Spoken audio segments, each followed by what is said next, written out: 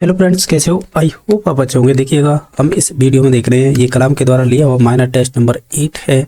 इसमें आपके जो GK plus current, psychology, teaching method, math, science, इन सभी क्वेश्चनों से जो टॉपिक से क्वेश्चन बने हैं उन सभी को देखेंगे। जीके के पोर्शन में तो आपको मालूम है, लेवल फर्स्ट हो या सेकंड हो, दोनों के कॉमन टॉपिक रहते हैं। तो मोस्टली है लेवल फर्स्ट और सेकंड के आपके जीके का पोर्शन में तो सेम ही क्वेश्चन रहते हैं। ठीक है, तो हम साइकोलॉजी से स्टार्ट करते हैं, क्योंकि साइकोलॉजी, टीचिंग मेथड, थोड़ी बहुत ये मैथ, साइंस, ये सिंपल ही बातें हैं। ज़्यादातर क्वेश्चन रहते हैं जीके के, आपको मालूम होगा, उन्हें बाद में कर लेंगे। पहले ही देख लेते हैं जो सिंपल सिंपल क्वेश्चन आए। देखिएगा, पहला क्वेश्चन है। पहला मीन्स ये कि जो साइकोलॉजी यानी जो एजुकेशन साइकोलॉजी बोल लीजिएगा, यानी जैसे हिंदी में कहें तो शैक्षिक मनोविज्ञान, या आप इसे सीडीपी बोलिएगा, क्योंकि रीट पात्रता दे के आते हैं ना, तो उसमें जो सिलेबस है ना वही आपके रीट मेंस में थोड़ा एक टॉपिक जोड़ा गया है, एजुकेशन साइकोलॉजी। बाकी सभी सिलेबस कॉपी कर दिया है, तो उन्हें कर लीजिएगा प्रैक्टिस। या ये आए हुए क्वेश्चन ही हैं सभी, चाहे वो 2018 की रीट हो और आपकी 21 की हुई है, उनमें से कुछ क्वेश्चन डाल दिए इसमें। तो देख लेते हैं क्वेश्चन किस प्रकार पूछे ओवरऑल। ये इसमें देखिएगा 77 नंबर क्वेश्चन पूछा है कि निम्नलिखित में से कौन सा लक्षण है वो डिस्ग्राफिया से संबंधित नहीं है। तो डिस्ग्राफिया तो जानते होंगे आप, जो लिखने संबंधित डिसेबिलिटी होती है उससे ही कह रहा है। तो बताइए, इससे संबंधित नहीं है, ये उल्टा पूछ लिया है इन्होंने। देखो, पेंसिल पकड़ने में कठिनाई होती है, ये बात सही है। शब्द के लिखने में स्पेस का सही प्रयोग नहीं करना, ये भी विशेषता आती है इसमें। दोहराव युक्त व्यापार है, ये कोई लॉजिक नहीं है कि डिस्ग्राफिया आते। तो इसका राइट आंसर फिर यही हो जाएगा। यानी हमें पूछा था डिस्ग्राफिया की संबंधित नहीं है, तो वो हो जाएगा 3 नंबर ऑप्शन। ठीक है, बाकी एक अक्षर पर दूसरा अक्षर लिख देना, ये कह सकते हैं डिस्ग्राफिया की विशेषताएं। कौन कौन सी? 1 नंबर, 2 नंबर, 3, वो सॉरी 1, 2, 4 जो विशेषता नहीं है या डिस्ग्राफिया से संबंधित नहीं है, वो हो जाएगा 3 नंबर। नेक्स्ट देखिएगा 78 नंबर है कि एक विकासात्मक विकास जो व्यक्ति के संज्ञानात्मक, संवेगात्मक, सामाजिक, शारीरिक स्वास्थ्य को प्रभावित करता है, उसे क्या कहते हैं? उसे हम ऑटिज्म कहते हैं, यानी हिंदी में कहे तो स्वलीनता। ये आपका क्वेश्चन है 2018 की जो रीट हुई ना। पहले क्या होता था, रीट ही सही सिलेक्शन होता था, तो मेन एग्जाम वही होती थी। उस दौरान ये शब्द आया था, और उस दौरान जैसे बुलीमिया, एनोरेक्सिया नर्वोसा, स्वलीनता, ये शब्द तो बहुत पूछे गए थे। अब प्रीवियस के क्वेश्चन देखेंगे तो आपको मिलेंगे ये। तो ये इसका राइट आंसर हो जाएगा 4 नंबर ऑप्शन। नेक्स्ट देखिएगा, क्वेश्चन नंबर 79 है कि निम्नलिखित में से कौन सा लक्षण है वो ADHD विकास से संबंधित नहीं है। अगर आप देखें ADHD यानी ध्यान अभाव अतिशीघ्रता विकार बोलते हैं इसे, ADHD को। तो देखिए, अतिशीघ्रता पाई जाती है इन बच्चों में। ठीक है, एकाग्रता की कमी भी पाई जाती है, टिक कर बैठ नहीं सकते, ये तीनों विशेषता तो इसकी है, किसकी? ADHD जो रोग है उससे संबंधित। लेकिन अभिप्रेरणा का अभाव है, ये कहना गलत होगा। तो इसका राइट आंसर 4 नंबर ऑप्शन होगा। यानी हमें यही तो पूछा था कि ADHD विकास से संबंधित नहीं है, तो वो हो जाएगा 4 नंबर ऑप्शन। बाकी सभी ये इसी से संबंधित होंगे। ठीक है, तो ऑप्शन नंबर इसका 4 सही हो जाएगा। नेक्स्ट देखिएगा, निम्न में से कौन सी विशेषता बाल अपराधी में प्राय नहीं पाई जाती है?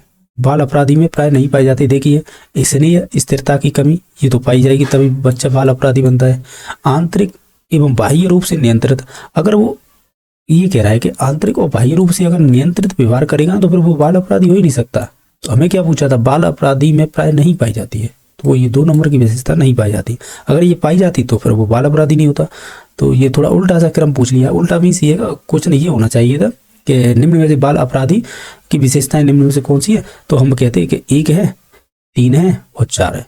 नहीं है, फिर हम 2 पे ही जाएंगे। ठीक है, बाकी आक्रामकता एवं उद्दंडता, ये भी आपकी बाल अपराध की विशेषता है। बेचैनी एवं आवेग की प्रबलता, ये भी संबंधित होगी, लेकिन जो संबंधित नहीं है वो हो जाएगा 2 नंबर ऑप्शन। क्वेश्चन नंबर 81 है, सृजनशील बालकों का विशेष लक्षण है। ये कह रहा है समाज के प्रति सहज नहीं होना, ये तो गलत है। गतिशील चिंतन का अभाव, ये भी गलत है। प्रबल जिज्ञासा, ये सही है। बाकी समाज के प्रति जागरूक नहीं होना, तो ये भी गलत है। हालांकि इन्हें अगर नहीं कि सभी को हटा दें, या इसे अभाव को हटा दें, इसमें से नहीं को हटा दें, फिर ये सभी विशेषता है ना आपके जो सृजनशील बालक हैं उनकी हो जाएगी।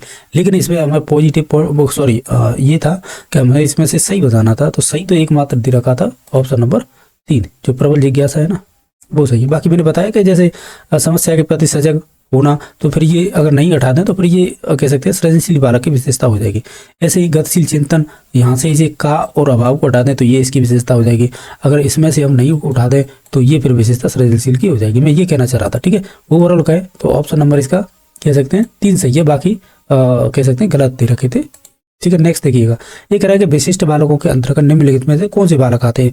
चाहे वो बैकवर्ड फील्ड वाले चाइल्ड हों, या गिफ्टेड यानी जो प्रतिभाशाली बालक हों, या रिटार्डेड चिल्ड्रन यानी जैसे बोल सकते हैं मंद बुद्धि वाले बालक होते हैं। ये तीनों प्रकार के बालक हैं वो विशिष्ट हैं अपने आप में, ठीक है। तो इसमें से फिर ऑप्शन नंबर 4 सही हो जाएगा, ठीक है। नेक्स्ट देखिएगा, क्वेश्चन नंबर नेक्स्ट है। क्वेश्चन नंबर नेक्स्ट देखिएगा जो है 83 नंबर। इसमें पूछा है कि एक बच्चा है वो ENT और TAN और STRED और है स्टार्टेड में अंतर नहीं कर पाता। ओवरऑल ये कहेंगे हम कि ENT को TAN बोले, स्टार्टेड को स्टार्टेड में अंतर नहीं कर पाता है। ओवरऑल बताइएगा ये विशेषता किससे संबंधित है। देखो एक्चुअल में क्या है कि देखो डिस्मोर्फिया है, इससे तो कोई संबंध ही नहीं है, ठीक है। डिस्कैलकुलिया मैथ से संबंध गणनाओं से होता है, इससे कोई संबंध नहीं है। अब बचे ये दोनों शब्द, इनमें एक आसानी पहचानने की ये होती है कि जब डिस्ग्राफिया आता ना तो वो लिखने से संबंधित डिसेबिलिटी होती है, यानी लेखन संबंधित। तो इसमें कोई लेखन से संबंधित बात हो रही है, नहीं हो रही है, तो ये भी कट गया। तो ओवरऑल बचा ऑप्शन नंबर 2। डिसलेक्सिया मतलब होते हैं पढ़ने से संबंधित डिसेबिलिटी, यानी वो ENT को TAN बढ़ रहा है और STRED को स्टार्टेड में अंतर नहीं कर पा रहा है, तो ये पढ़ने से संबंधित डिसेबिलिटी होती है, वो इसमें जाएगी डिसलेक्सिया में। तो ऐसे भी आंसर पे जा सकते थे। बाकी ओवरऑल ऐसे शब्द आए कि जैसे कि बॉय को या अन्य कुछ बोल रहा है, या इस बी को डी बोल रहा है, तो ओवरऑल ये चीज़ें देखी जाती हैं वो आपके डिसलेक्सिया में ही आती विशेषता है, ठीक है। तो ऑप्शन नंबर 2 सही हो जाएगा। नेक्स्ट देखिएगा, प्रतिभाशाली विद्यार्थी है। अगर आप देखें पहले ऑप्शन को, सामान्यतः शारीरिक रूप से कमजोर होती है, देखिएगा यानी जनरलाइज कर दिया उसने, सभी लड़कों को कर दिया कि जो भी प्रतिभाशाली होंगे वो शारीरिक रूप से कमजोर होंगे। तो ये तो गलत है, क्योंकि ऐसा जरूरी थोड़ी है। नेक्स्ट है, सामान्यतः अपने शिक्षक को पसंद नहीं करते। देखो ये भी जनरलाइज कर दिया, यानी सभी पे लागू कर दिया कि जो भी होते हैं ये प्रतिभाशाली बालक वो सामान्यतः अपने शिक्षक को पसंद नहीं करते। तो ऐसा भी कोई लॉजिक नहीं है। बाकी बिना किसी की सहायता के अपने सामर्थ्य का पूर्ण विकास कर लेते हैं।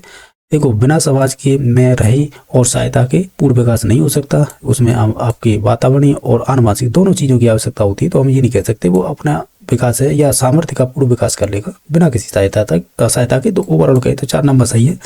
समाज के लिए महत्वपूर्ण मानव व्यवहार किसी भी क्षेत्र में उत्कृष्ट प्रदर्शन करता है, ये विशेषता सही है प्रतिभाशाली बालक की, ठीक है। ओवरऑल सभी नेगेटिव थे, ये वाला सही था पॉइंट, तो इस वजह से 4 नंबर ऑप्शन सही हो गया। 85 नंबर क्वेश्चन ये पूछा है कि प्रतिभाशाली बालकों की शिक्षण हेतु निम्नलिखित में से कौन सा कार्यक्रम उपयुक्त नहीं है।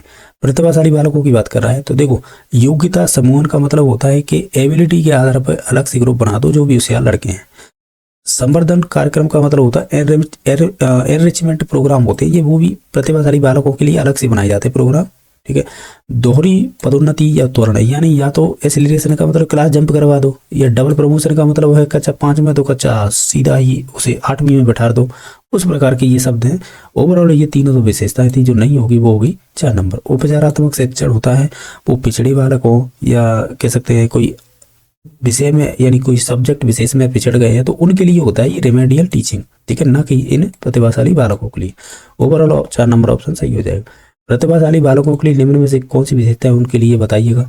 जैसे कि समायोजित एवं सामवेगिक रूप से स्थिर होते हैं, ये बात तो पॉजिटिव हो सकती है। नेतृत्व का अभाव पाया जाता है, तो ये कह रहा है कि अभाव पाया जाता है, ये नेगेटिव बात कर रहा है।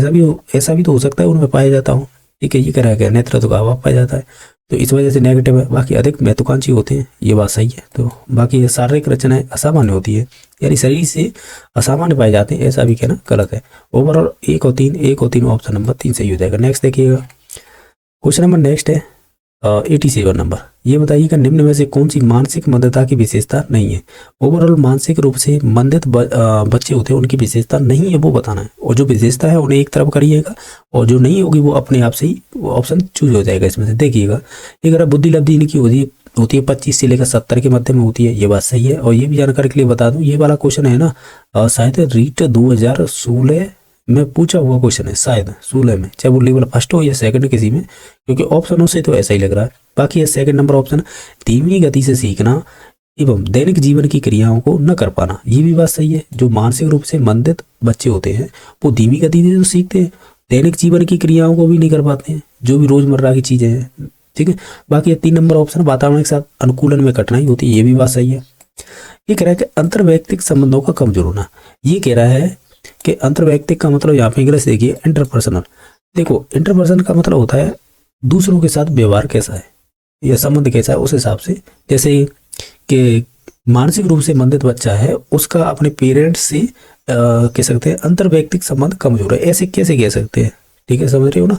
यानी दूसरों से संबंध, चाहे वो भाई से हो या पेरेंट से हो या अन्य घर में रिलेशन होते हैं, तो हम ऐसे डिसाइड नहीं कर सकते कि उनके अंतर व्यक्तिगत संबंधों का कमजोर होना हो, ये विशेषता नहीं आएगी इनमें, ठीक है। तो इस वजह से इसका 4 नंबर गलत हो जाएगा, ठीक है। बाकी सभी इसी की विशेषता दे रखी थी। क्वेश्चन नंबर 88 है, निम्न में से बाल अपराध के उपचार हेतु उपचारात्मक विधियों में सम्मिलित नहीं है। ये भी क्वेश्चन 2018 में बहुत पूछे गए थे क्वेश्चन, रीट लेवल फर्स्ट और सेकंड में। तो देखिए, बाल अपराध के उपचार हेतु उपचारात्मक विधियों में सम्मिलित नहीं है। जैसे टोकन इकोनॉमी का प्रयोग करना, ये संबंधित होता है। पुनर्वास पद्धति, ये भी 2018 में पूछा था, ये तो सस्ता ही पूछ ली थी इसकी, यानी पुनर्वास पद्धति है ना, ये आपके जो केंद्र के द्वारा इसमें इसकी स्थापना की गई थी, वो भी पूछ लिया था। बाकी ये पुनर्वास पद्धति है ना, उसी के अकॉर्डिंग उसकी स्थापना हुई थी, तो ये भी संबंधित होता है। चिकित्सा एवं परामर्श, ये भी आवश्यकता होती है, लेकिन घरेलू वातावरण एवं अनुशासन ये संबंधित नहीं होगा। किससे? बाल अपराध के उपचार हेतु उपचारात्मक विधियों में सम्मिलित नहीं किया जाएगा, ठीक है। तो ये तीनों चीजें की जाएंगी, जो नहीं की जाएगी वो हो जाएगा 4 नंबर ऑप्शन। नेक्स्ट देखिएगा, निम्न में से कौन सा कथन सही नहीं है। अगर आप देखें इनमें से, जैसे सृजनशील किसी भी कला में मौलिकता पाई जाती है, उनमें ये बात सही है। सृजनशील के लिए चिंतन आवश्यक नहीं है, ये कहीं ना कहीं गलत होगा, इसी वजह से हुआ है। ये कह रहा है कि जो भी आप चिंतन करेंगे ना, तो जो सृजनशील बालक होते हैं वो चिंतन करते हैं, उनकी आवश्यकता नहीं होती चिंतन की, बिना चिंतन के तो कुछ हो ही नहीं सकता, तो ये वाला गलत हो जाएगा। बाकी है चिंतनशील या सृजनशील क्या, जो सृजनशीलता की किसी कह सकते हैं पूरा किए कार्य को एक नया परिणाम देते हैं, ठीक है, ये भी बात सही है। बाकी सृजनशीलता में समाज या किसी समूह के लिए उपयोगिता होनी चाहिए, तो ये भी ठीक है। ओवरऑल कहें तो 1, 3, 4 ये विशेषताएं दे रखी सृजनशील बालक की, जो नहीं होगी वो हो जाएगा 2 नंबर ऑप्शन। तो इसका राइट आंसर हो जाएगा 2। हमें यही पूछा कौन सा कथन सही नहीं है, तो वो 2 नंबर ऑप्शन हो जाएगा। नेक्स्ट क्वेश्चन नंबर है, निम्नलिखित में से कौन सा बाल अपराध का पर्यावरणीय कारक नहीं है। अब इसमें तो देखिएगा, बाल अपराध का पर्यावरणीय कारक नहीं है वो पूछा है। जैसे माता पिता द्वारा तिरस्कार करना, तो ये तो पाया जाता है। आर्थिक स्थिति, ये भी पाया जाएगा। अत्यधिक कठोर अनुशासन, ये भी पाया जाएगा। लेकिन जो बाल अपराध करते हैं ना, तो उनके अंदर अगर शारीरिक दोष एवं विभिन्नताएं, ये हम एक रीजन नहीं देंगे किसका, पर्यावरणीय कारक का, क्योंकि ये शारीरिक दोष तो उसके शरीर से संबंधित हो गए, तो वो वातावरणीय में काउंट नहीं होंगे ये, ठीक है, यानी फिजिकली हो गए उससे संबंधित। तो हम इसे कहेंगे, क्या कहेंगे, ये बाल अपराध का पर्यावरणीय कारक नहीं है। कौन सा? शारीरिक दोष और विभिन्नता है, ठीक है। तो ओवरऑल ये तीनों संबंधित है, जो नहीं होगा वो होगा 4 नंबर ऑप्शन। नेक्स्ट देखिएगा कि मानसिक रूप से पिछड़े बालकों के लिए निम्न में से कौन सी व्यूह रचना कार्य करेगी। अगर आप इसे ध्यान से देखें तो देखिए, ये कह रहा है कि हालांकि देखा जाए, मैं जानकारी के लिए बताऊं, ये भी 2016 या 18 की परीक्षा में पूछा हुआ क्वेश्चन है, ठीक है। जैसे मानसिक रूप से पिछड़े बालकों कार्यों के लिए कौन सी व्यूह रचना कार्य करेगी, यानी जो मानसिक रूप से पिछड़े बालक होते हैं ना, उनको है मूर्त रूप से कोई चीज देनी चाहिए। मूर्त का मतलब होता है एक तरह से कोई भी चीज, वस्तु उसे हाथ में होनी चाहिए। मूर्त वही चीज होगी जो उसे छूकर फील कर पाए, तो मूर्त रूप में कोई भी वस्तु हो सकती है। तो हम ये कहेंगे कि जो भी कार्य करवा रहे हैं ना, उसे मूर्त रूप में समझाना चाहिए उसे, ठीक है। ये वाली विशेषता सही हो। जैसा कि आप देख पा रहे होंगे, जो 106 नंबर क्वेश्चन पूछा है, ये साइंस से संबंधित क्वेश्चन है। देख लीजिएगा किस प्रकार के पूछे हैं कि निम्न में से कौन कोशिका भित्ति बनी होती है। ये निम्न में से कोशिका भित्ति बनी होती है, किसकी बनी होती है? अगर आप इन सभी ऑप्शनों को देखें तो वो बनी होती है मुख्यतः सेलुलोज, हेमीसेलुलोज, पेक्टिन और पॉलीसेकेराइड। अब आप भी जानते होंगे सेल वाल होती है, तो मोस्टली ये प्लांट से ही संबंधित पूछा है, तो उसमें आपकी सेलुलोज होगी, हेमीसेलुलोज होगी, पेक्टिन और पॉलीसेकेराइड, ये वाले कह सकते हैं एलिमेंट पाए जाते हैं उसकी सेल वॉल में। अगर और ऑप्शनों की बात करें तो एक्चुअल में क्या है कि इसमें ये रीड 3rd ग्रेड मेंस में पूछा हुआ क्वेश्चन है, तो उसे मॉडिफाई करके ही इन्होंने ये पूछा है क्वेश्चन। लेकिन और चीज़ें मैं बता देता हूँ इसमें। जैसे आपसे कहे कि जो कवक होते हैं उनकी जो सेल वॉल बनी होती है वो किसकी बनी होती है? कवक, तो उसकी बनी होती है काइटिन की। ये चीज़ें आपने पढ़ी होंगी, लेकिन मैं आपको एक्स्ट्रा बता रहा हूँ, चलो मैं बोल के ही बता देता हूँ, ठीक है। यानी जो आपकी जो कवक बोलते हैं हम, तो वो उनकी कोशिका भित्ति होती है वो काइटिन की बनी होती है। अगर आपसे जीवाणु बोले तो जीवाणु की है वो आपकी ग्लूकोपेप्टाइड या इसे ही कहते हैं मीकोपेप्टाइड। अगर जीवाणु नाम आए कि उसकी सेल वॉल किस प्रकार के पदार्थों से मिलकर बनी है, तो वो ग्लूकोपेप्टाइड या ग्लूकोपेप्टाइड बोल सकते हैं या मीकोपेप्टाइड। अगर आपसे नील हरित सवाल पूछे कि इनकी सेल वॉल किन की बनी होती है, तो वो मीकोपेप्टाइड की बनी होती है। अगर आपसे कहे कि डायटम जो बैसिलियोफाइसी समूह से है, लेकिन आप ध्यान रखें कि डायटम की सेल वॉल है वो सिलिका युक्त होती है। मैंने 3-4 चीज़ें बताई हैं। अगर आपसे पूछे प्लांट्स की सेल वॉल है वो किसकी बनी होती है, मुख्यतः सेलुलोज, हेमीसेलुलोज, पेक्टिन, पॉलीसेकेराइड। अगर कवक की पूछे तो काइटोन, और कवक की पूछे तो काइटिन हो जाएगा, जीवाणु को पूछे तो ग्लूकोपेप्टाइड या म्यूकोपेप्टाइड। अगर आप नीले हरित शैवाल की बात करें, उसकी सेल वॉल पाई जाती है वो म्यूकोपेप्टाइड की, और डायटम की पाई जाती है सिलिकाइव। नेक्स्ट देखिएगा, इनमें से कौन सी कोशिका संरचना पादप कोशिका में अनुपस्थित होती है। ओवरऑल ये है कि जंतु कोशिका और पादप कोशिका, इन दोनों में डिफरेंस करते हैं तो बताइएगा। पादप कोशिका में अनुपस्थित होती है, यानी वो चीज़ मनुष्य में पाई जाएगी लेकिन पादप में नहीं पाई जाएगी। देखिएगा, रिक्तिका दोनों में पाई जाती है, सेल वॉल है केवल प्लांट में पाई जाती है, ठीक है।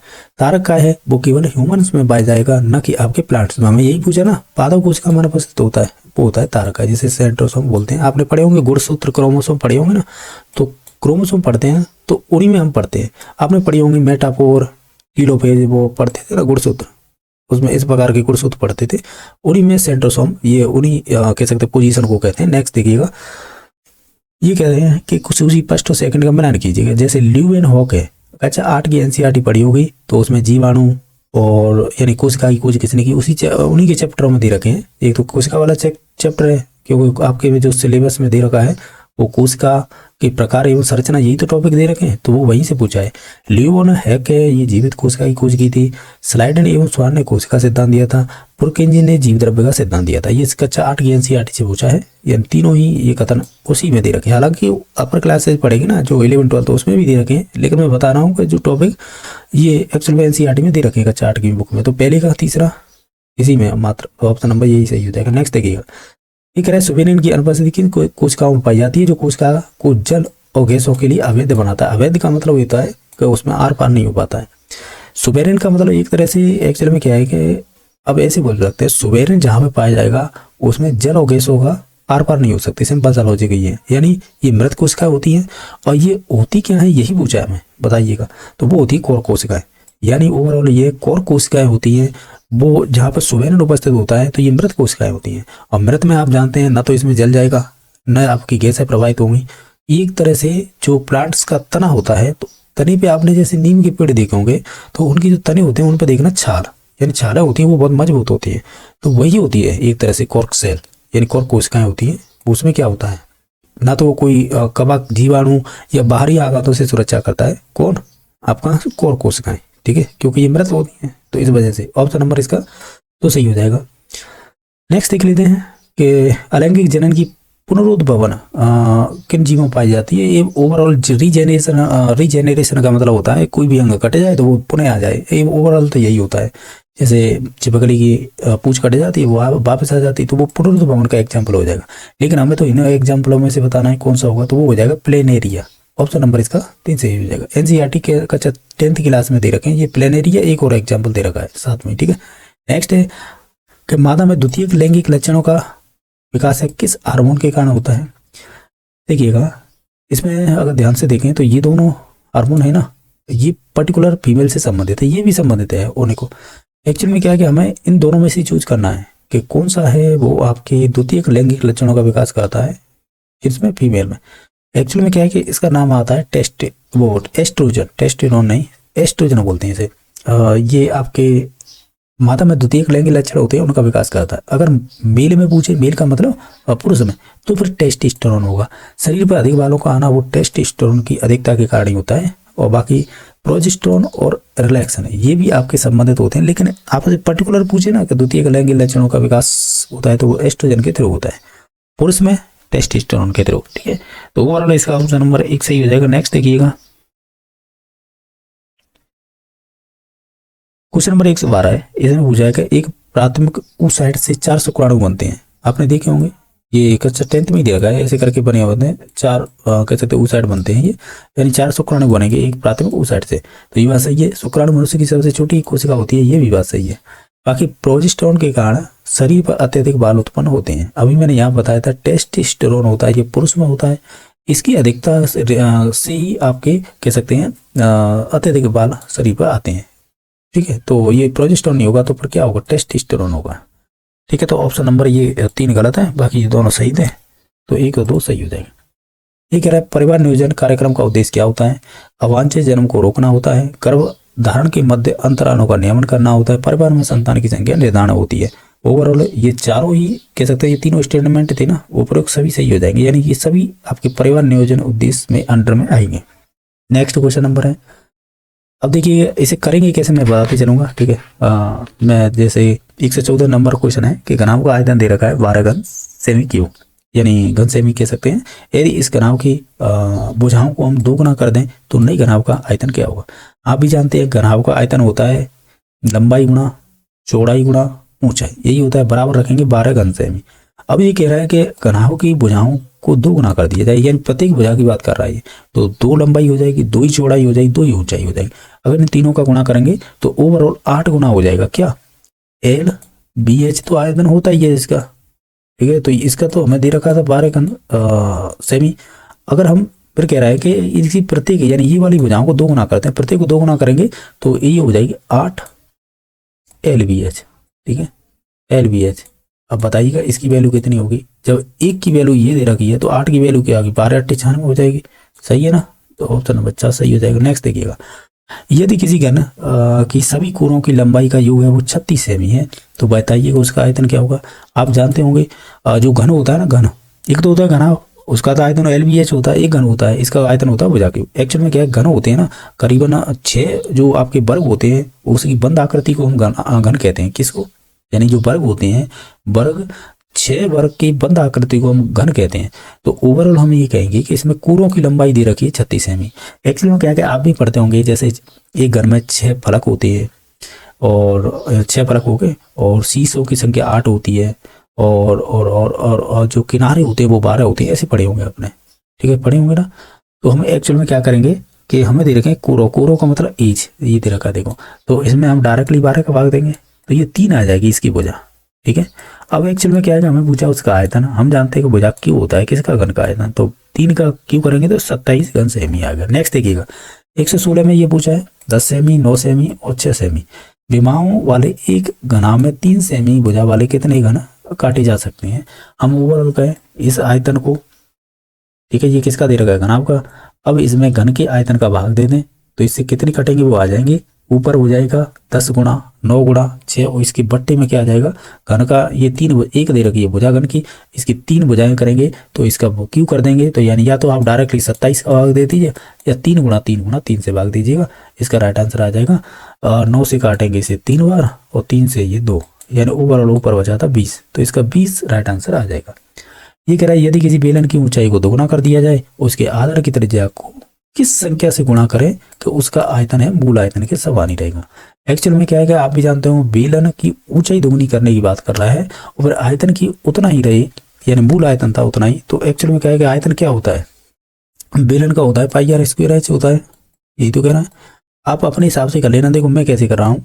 ये कह रहा है कि ये आयतन पहले है, अब ये कह रहा है यही आयतन में अगर हम ऊंचाई को 2 गुना करते हैं, ठीक है, और उसकी जो क्या कह रहा है आधार की त्रिज्या वो किससे गुणा करें कि ये क्षेत्रफल है ना वो ऐसा ही सेम आए जैसा पहले था वैसा ही।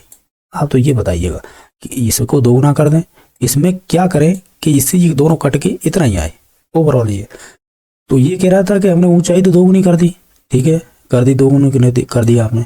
अब ये कह रहा है कि जो त्रिज्या है, यानी वो कह रहा है ना आधार की त्रिज्या वो किससे गुणा करें, तो हमें इसे √1/2, ठीक है, इसका हम वर्ग करेंगे क्योंकि जैसा क्वेश्चन में कह रहा है, तो इसे वर्ग करेंगे तो नीचे 2 हो जाएगी क्योंकि अंडर रूट में करेंगे गुणा तो 2 बार आ जाएगी और ये 2 से गुणा हो जाएगी, तो ओवरऑल जो ये वाला था ना यही हो जाएगा ये, तो ओवरऑल हम ऑप्शन नंबर 2 पे जाएंगे। आप खुद से कर लेना, इसे हो जाएगा आसानी था।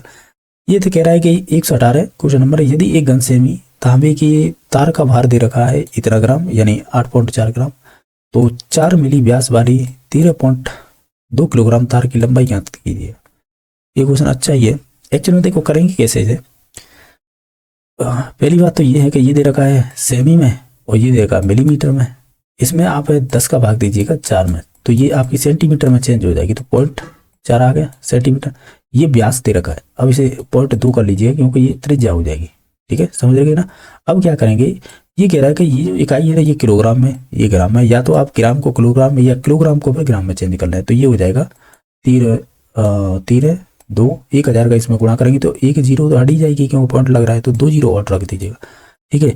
अब कह रहा है कि 8 पॉइंट इतने ग्राम में, यानी ये रख दिया गुणा कितना है इसकी त्रिज्या है, एक्चुअल में क्या ये है ना कि तांबे की तार, तो इसका हमें क्षेत्रफल रखना होगा पाई आर स्क्वायर, तो पाई का मतलब 22/7, ठीक है, और आपका और क्या दे रखा है, त्रिज्या दे रखी है 0.2, तो 0.2 गुणा 0.2 हो जाएगा। और क्या पूछा था, हमें पूछा था इसकी लंबाई, यही इसकी लंबाई होगी। अब इसे काटा पीटी कर लेना, इसका आएगा काट पीट कर आपका 125 मीटर आएगा। ऑप्शन नंबर इसका 3 सही हो जाएगा। नेक्स्ट देखिएगा, ठीक है, जो नेक्स्ट है 121 नंबर, ये कर दिया था हमने। एक्चुअली में क्या, देखो इसे और भी तरीका बता दूं, दो शंकुओं का आयतन का एक अनुपात 4 दे रखा था, हालांकि इससे भी जो मैंने बताया उससे भी हो जाएगा। तो दो शंकुओं का आयतन ये है, उनके व्यासों के मध्य का अनुपात ये है, तो उनकी ऊंचाइयों का अनुपात हम जानते हैं किसका, शंकु मतलब 1/3 पाई आर स्क्वायर होगा एच, ये होगा आयतन। इस सूत्र को रखेंगे, बट्टी में एक और सूत्र रखेंगे, क्योंकि R1 मानेंगे हम स्क्वायर, H1 मानेंगे स्क्वायर, बट्टी में रख देंगे दूसरी मानेंगे, क्योंकि दूसरी का मतलब 2 आयतन दे रखे हैं 1/4 में, इस वजह से, ठीक है।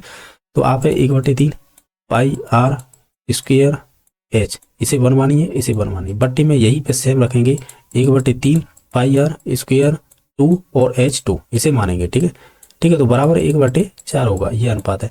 एक्चुअल में क्या है कि इसमें हमें जो है ना, जो व्यासों के मध्य की अनुपात दे रखे हैं ये वाले, एक्चुअल में हमें पूछा क्या है कि उनकी ऊंचाई पूछी H1/H2, इसी बस डाटा को यहाँ रखेंगे, बाकी सभी डाटा को इधर कर देंगे। लेकिन हम ध्यान दें तो 1/3 से 1/3 पाई से पाई गया, तो बचा क्या, R1 स्क्वायर नीचे बचा R2 स्क्वायर। इसको जब पक्षांतर करेंगे तो ये उल्टा क्रम हो जाएगा, कुछ इस प्रकार हो जाएगा कि यहाँ पे हो जाएगी R2 स्क्वायर इसका और R1 का स्क्वायर, ठीक है, इस प्रकार होगा। तो डाटा बनेगा 1/4 गुणा ऊपर है यानी R2 का मतलब 5 का वर्ग 25 हो जाएगा, नीचे हो जाएगा 4 का वर्ग 16।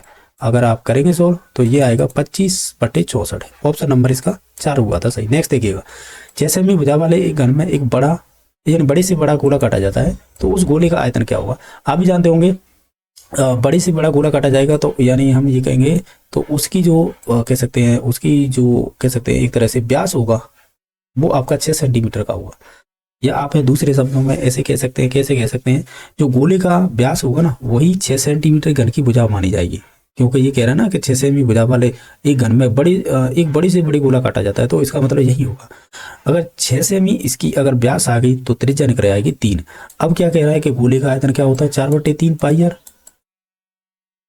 4/3 पाई आर क्यू होता है, पाई आर क्यू।